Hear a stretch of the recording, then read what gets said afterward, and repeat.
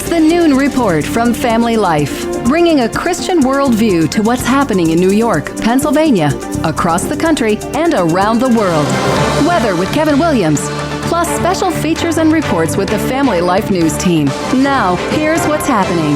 Migrant flight. Fight. Good afternoon. Welcome to the broadcast. President Trump defending his immigration enforcement policy, even as he faces off with a federal judge over its constitutionality. D.C. Judge James Boasberg recently ruled Trump's deportation flights to El Salvador were illegal. Missouri Senator Josh Hawley thinks they're not. He wants to rein in the power of the judiciary when it comes to influencing public policy. This isn't about Congress taking away power courts currently have. This is about Congress reforming and stopping the abuse. They do not have the authority to go out and to say, Mr. President, you can't do this. Congress can make that clear. We need to do it right this second. At issue in this debate is the president's authority to invoke the 227-year-old Alien Enemies Act to deport dangerous illegals. That act has only been used 3 times before in U.S. history.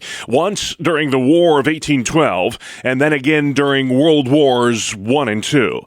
Anti-Israeli protester Mahmoud Khalil facing a deportation hearing today. He's accused of fomenting hate over the war in Gaza during last year's riots at Columbia University. Khalil's lawyer calls him a political prisoner. Constitutional law scholar Katie Cherkasky. The argument is that it's some sort of free speech violation when you're engaging in aiding and advising terrorist organizations, which is a basis for deportation. And that's exactly what the rub is here for him. And he certainly does not deserve to be here if that's the type of conduct he's going to engage in. Khalil was arrested earlier this month and accused of un-American activity. The Syrian native arrived in this country 3 years ago on a student visa. He married an American woman who is now 8 months pregnant. London's Heathrow Airport is shut down until midnight tonight. Fire at an electrical substation near the airport caused significant power problems in the airport. Hundreds of flights canceled, thousands of passengers stranded. Reporter Ian Lee. For hundreds of thousands of people hoping to travel today, their nightmare is just beginning. The BBC's Charlotte Gallagher continues our coverage. Every flight that was due to land has either been completely cancelled or diverted to other airports. Heathrow is the world's second largest airport, and the ripple effect of this closure is being felt worldwide. Nothing is happening at Heathrow Airport today, apart from, of course, preparing for when the airport does reopen, which will hopefully happen at midnight tonight. There will be significant disruption in the days ahead. Heathrow was last closed back in 2010 due to ash from an Icelandic volcano. There's been another aviation incident back here in the States, this one involving Southwest Airways. A flight crew in Orlando yesterday mistook a taxiway for a runway. The plane was headed to Albany, New York. The FAA and NTSB are investigating. Elon Musk may be briefed today on U.S. military plans for a potential war with China. That's what the New York Times is reporting. It says Musk could be given access to top military secrets, but the White House is saying something entirely different. NBC's Gabe Gutierrez. President Trump, Musk, and Defense Secretary Pete Hegseth have all denied that report. The president saying China won't be mentioned. Musk is the CEO of both Tesla and SpaceX, which have billions of dollars worth of contracts with the Pentagon. President Trump signed an executive order yesterday dismantling the U.S. Department of Education. CBS's Linda Kenyon. With children seated at school desks as the backdrop, President Trump made the announcement to begin eliminating the Federal Department of Education once and for all. The president says some of the core functions of the Department of Education will be redistributed. Pell Grants, Title I funding, resources for children with disabilities. Since eliminating a federal agency takes an act of Congress, Republicans are planning legislation. And when it comes to abolishing the Education Department, Education Secretary Linda McMahon promises everything will be done legally. There's mounting pressure on Chuck Schumer to step down as Senate Minority Leader. This after the New York Democrat cleared the way for a spending bill that keeps the government open for business through September. Look, a lot of Democrats say this is a time for a new playbook and therefore new leaders. And right now, the big takeaway, this is a party in search of a leader. Kristen Welker's moderator of the NBC News Meet the Press program. The New York State Supreme Court has ended New York City's efforts to allow non-citizens to vote. The court ruled 6-1 Thursday that such an effort is illegal. The city wanted up to 800,000 illegal immigrants the right to cast ballots in state and local elections. A transgender runner blew out the competition yesterday at a high school girls' track meet in Portland, Oregon. That student finished 7 seconds ahead of the second-place finisher in the girls' 400-meter final. Oregon state law permits biological boys to compete in girls' sports.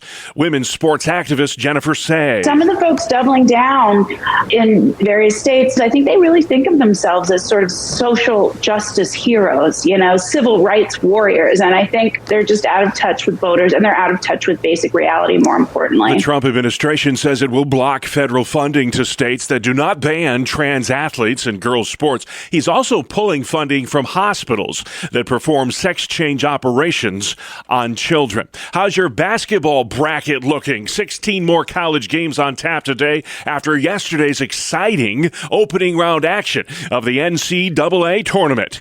NBC's Sam Brock. Center court. Here we go. A busy day from Wichita. The March Madness vibes are definitely back, and men's college basketball is leading with legends. Rick Pitino, John Calipari, and Bill Self all back to back to back in the brackets, with the latter two playing a late-night thriller. A fun one. Brazil with the jam. Calipari's Arkansas Razorbacks edging out Self's Kansas Jayhawks.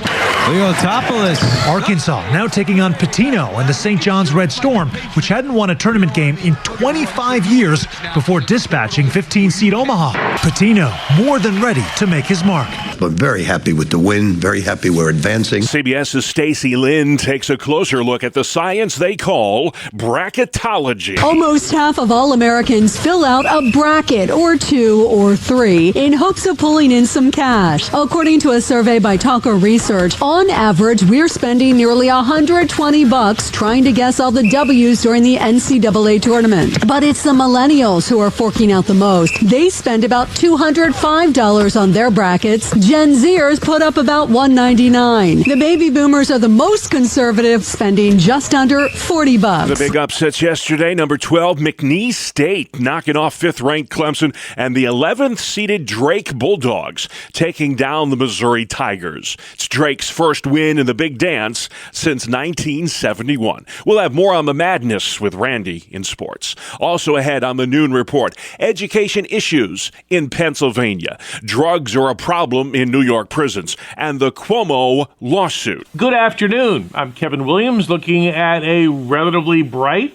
slightly chilly afternoon. The weekend weather news, a bit mixed, bit chilly. We'll have forecast details in 10. All right, Kevin, thank you. News where you live next. We're learning more today about the state of education in the state of Pennsylvania. The State School Boards Association says for the third straight year, mental health, budget pressures, and staffing shortages are the biggest challenges facing schools in the Keystone State. For the third year in a row, we've experienced an increase, almost double the number of students that are coming into kindergarten who need early intervention services. Dr. Tamara Willis is superintendent of the Susquehanna Township School District. Chris Lilienthal with the Pennsylvania State Education Association. There's been a real strong push for investing in school counselors, nurses, other mental health care providers, but more work needs to be done, and that's certainly reflected, I think, in this report. 80% of PA school districts say they are experiencing difficulty hiring qualified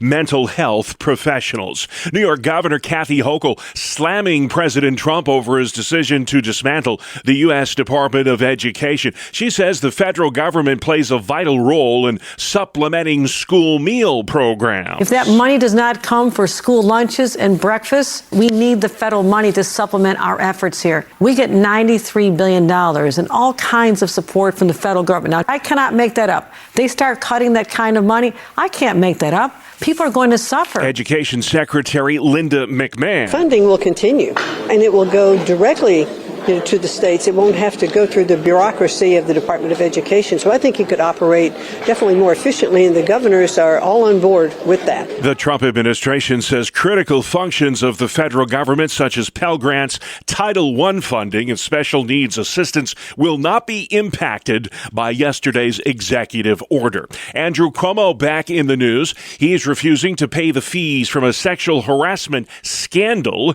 that forced him from office. Yeah, former New York Governor Andrew Cuomo is suing the state comptroller over legal bills, with lawyers due in court on Monday. State Comptroller Tom DiNapoli tells NBC4 New York he will not pay the legal fees the former governor has accrued in legal battles against the state attorney general Tish James.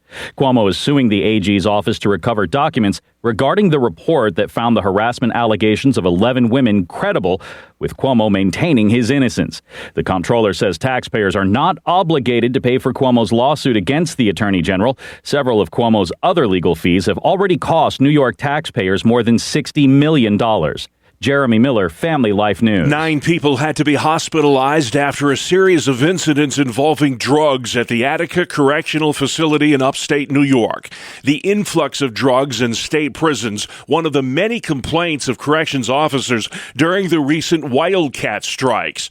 The prison guards argue that rampant drug use among inmates makes their job unsafe. Some encouraging news concerning drug overdose deaths in western New York. Yeah, the Erie County, New York Health Department is out with numbers that show the first decline in opioid-related deaths since 2019. After a steady climb and a peak of 366 deaths in 2023, the county says deaths last year totaled 274, a drop of about 25%. Of note, half of all deaths last year occurred in adults ages 50 and older. Mark Webster, Family Life News. The New York Firefighters Association is launching its yearly recruitment campaign to attract new members. There are about 80,000 volunteer firefighters in New York right now.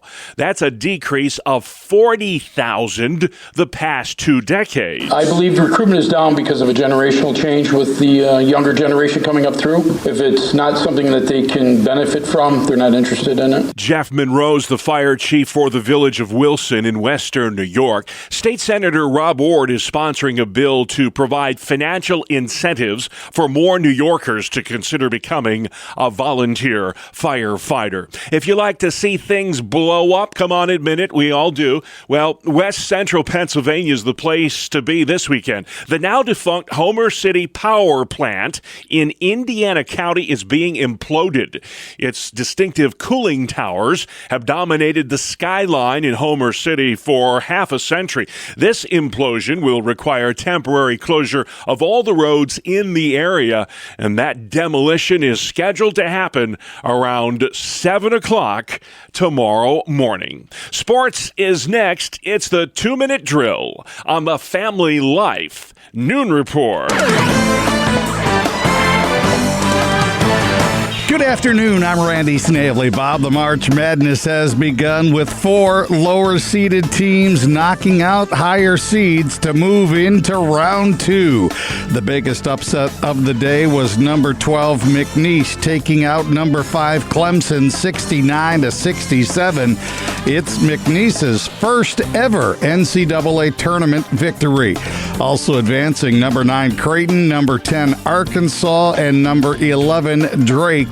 There are 16 more games today. In the NBA, the Charlotte Hornets got 25 points from LaMelo Ball, and they surprised the Knicks with a 115-98 win. New York was led by OG Anunoby and Karl Anthony Towns with 25 and 24 points, respectively. The Nets lost in overtime to the Pacers 105-99. The Bulls, Warriors, and Bucks also picking up victories. On the ice, J.J. Peterka back in action after missing 3 games, and he lit the lamp in the first period. Unfortunately for the Sabres, they didn't do much else after that, and they fell to Utah 5-2. The Maple Leafs picked up their third straight victory at the expense of the Rangers. The Blue Shirts lost 4-3 at the Garden. New York has now dropped 3 in a row and are out of a wild card spot at the moment. Alex Ovechkin scored his 888th career goal to help the Caps defeat the Flyers 3-2. Ovechkin is now just 7 goals away from breaking Wayne Gretzky's record. Bo Horvat scored his second goal of the game in overtime to give the Islanders a 4-3 win over the Canadiens. Also picking up wins on the ice, the Avs, Flames, Panthers, Blues, Ducks, Lightning, Kings, Jets, Golden Knights, and Hurricanes. That is a look at sports. Thank you, Randy, man. Have a wonderful weekend. Speaking of the weekend, Kevin Williams has your weekend forecast coming up. Also ahead, we'll recap Legislative Day with Jason McGuire at New York Families, and it's cool to be kind. Brian Query has our report coming up. Welcome to Breakpoint, a daily look at an ever-changing culture through the lens of unchanging truth. At the Colson Center, I'm John Stonestreet. The Oscar winner for Best Lead Actress this year was Mikey Madison for her role in the film Anora. After offering the expected thanks in her speech to family, friends, and the film's production crew, she then thanked sex workers for inspiring the film, which told the story of a young exotic dancer and occasional prostitute who was caught up in a dysfunctional romance with a Russian oligarch. Her words, quote, "I want to again recognize and honor the sex worker community. I will continue to support and be an ally.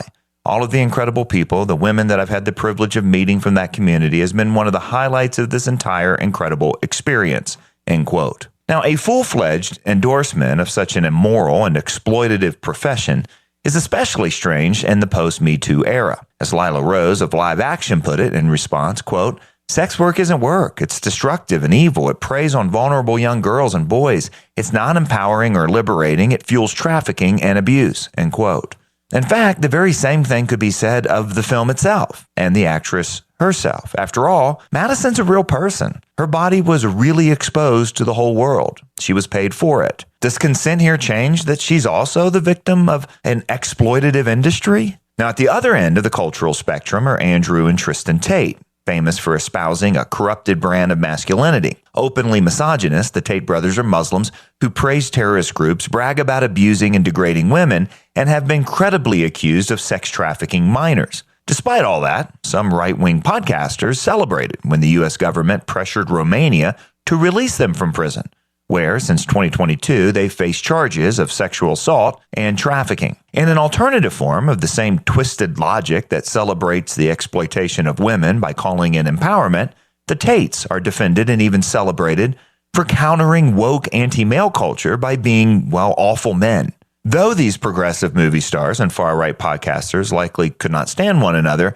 they've embraced the same moral confusion. The praising of sex work or a sex abuser does more than just illustrate the horseshoe theory. Each illustrates the futility and danger of embracing sexual autonomy as the highest human good and consent as a legitimate form of sexual ethics. There are inevitable, dangerous consequences for individuals and for societies who reject the biblical description of human beings, the only idea in the world that has ever advanced both the dignity of women while also restraining the impulse of men. Several years ago, New York Times columnist Ross Douthat warned critics of Christian conservatives that, quote, "If you dislike the religious right, wait till you meet the post-religious right." Now, of course, more recently, we've witnessed what far-left Christian ethics without Christianity looks like. It's no better. So perhaps now we finally have our answer to the question, can we be good without God? The answer is, we don't even know what good is without God. For the Colson Center, I'm John Stonestreet with Breakpoint. Thank you, John. Outside we go next. Kevin Williams. Here is your Family Life weather forecast for this afternoon. Sunshine for most.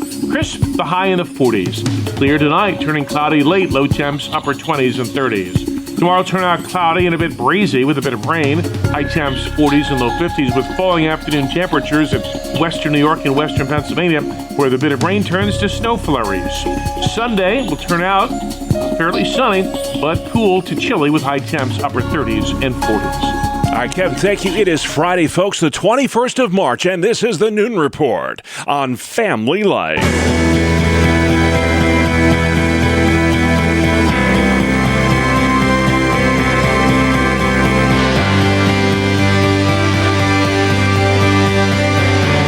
And welcome back to another edition of Capital Connection.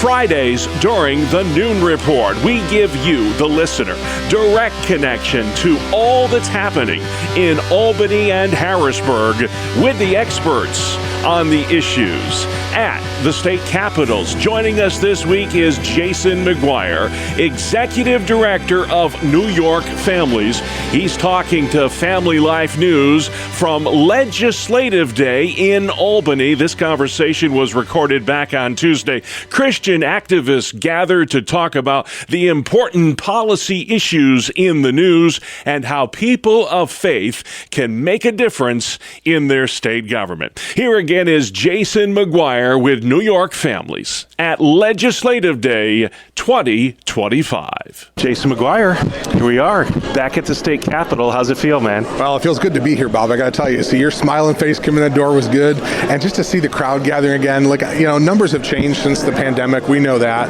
but it's really important to gather people together in person again, just to keep reminding legislators here in Albany that these issues matter to Christians. And so we've got a lot to talk about today, and it just feels good to be in the room with other people that share those common values. Talking about this idea of Christian activism, you know, you and I talk a lot about being proactive instead of reactive. It's hard in a state like New York, but if you would just share a little bit about what you hope the people today, once they leave the tables they're at today and go back to their homes, what do you hope that message will be as far as Christian activism? Well, I want them to have hope when they leave, and I want them to realize that there is a possibility of change in our state.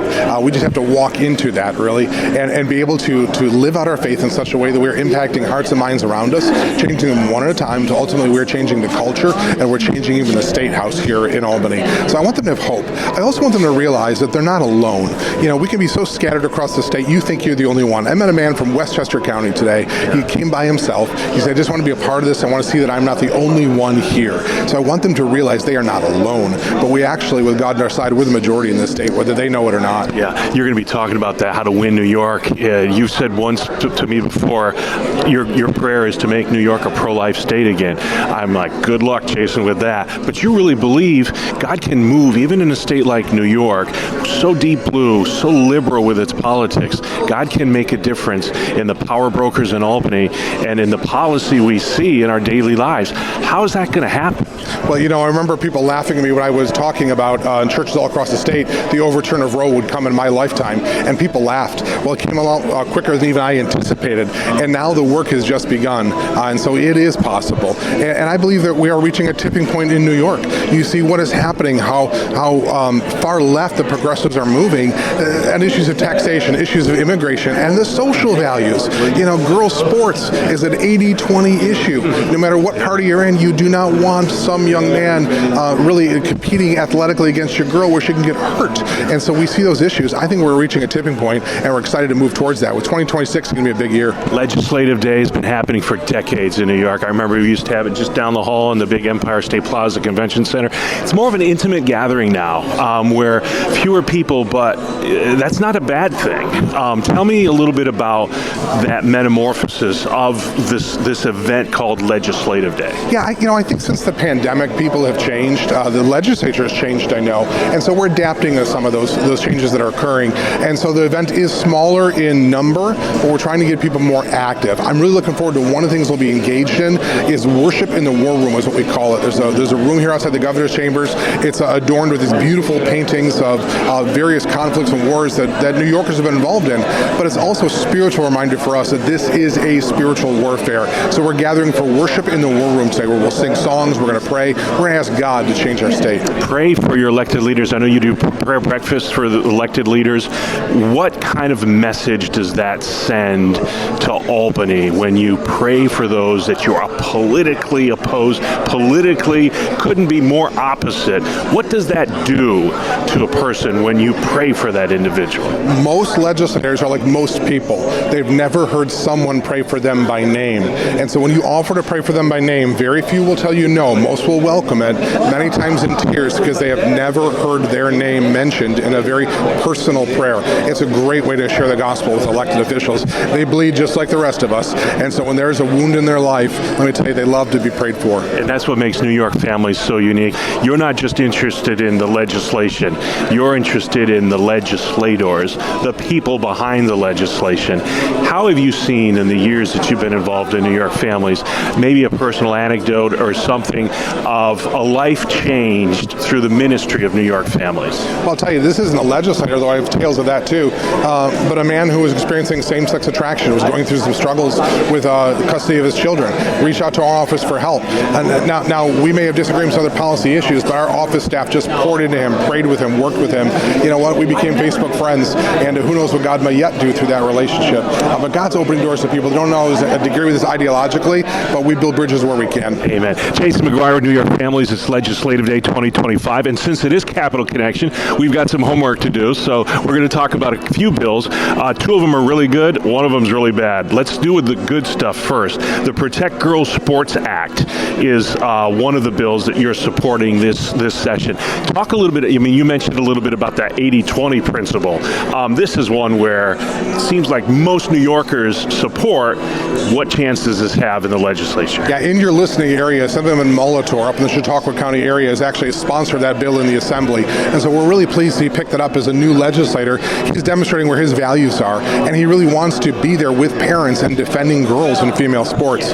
Again, this is an issue, I don't know if it's going to move this year. It's an uphill battle in this legislature, but it's important to stake the claim and to say what's happening all across the country. We're not immune from that here in New York either. I was talking to Brandon Showalter this morning, who's going to speak today about this issue, the transgender indoctrination, and just in 20 years, how far this has gone from the first state to legalize gay marriage, Massachusetts, in 2004, to where we are today, where boys are playing girls' sports. Could you have ever imagined that it would move at such lightning speed, and do you see that pendulum shifting back, Jason? Yeah, actually we do. It's funny because we did talk about that change would happen once we legalized same-sex marriage, but now we are watching the pendulum begin to swing, as there are people that are concerned about the impact this is having in public education and how it's impacting what their kids are taught and what's happening in the schools, what's happening in the libraries. We talk about the books in the libraries, all those types of things, on TV, the culture. So there is a pendulum shift that's occurring, and I think the last election demonstrated it, that people are thinking differently about some of these issues than they were even just a few years ago. Yeah.